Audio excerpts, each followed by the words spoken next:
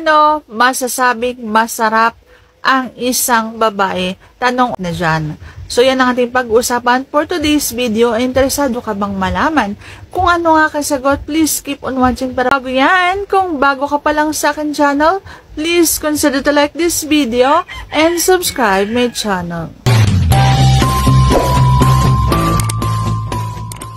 So ayan na nga, paano mo masasabing masarap ang isang babae? So, syempre, kapag hindi mo kinakayang umabot kahit 5 minuto ng buhay mo, kapag nakikipagpalakpakan ka sa kanya, pustahan tayo hindi ka tatagal ng 5 minuto kapag sobrang magaling ang isang babae. Yun yung unang patunay na masarap ang iyong kasama sa pakikipagpalakpakan.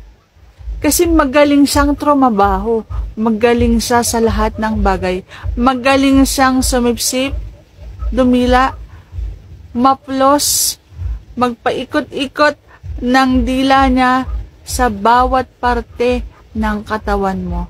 So dun pa lang talaga, sobrang makikiliti ka eh, hindi mo kakayanin.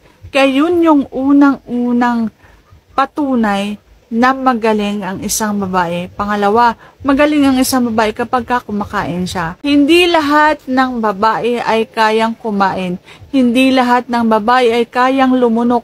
Kapag ang iyong kasama ay kumakain na lumulunok pa, ibig sabihin magaling yan. Kapag ang babae ay kinakain ka na, sinasagad pa niya hanggang sa makalampas sa lalamunan niya, ibig sabihin, magaling yan. Kapag ang babae ay umiibabaw, ibig sabihin, magaling yan kasi wala namang babae na hindi magaling na iibabaw eh. Sana nasagot ko ng tamang yung tanong. If you like this video, please consider to like this video and subscribe my channel. Thank you for watching. See you on my next vlog.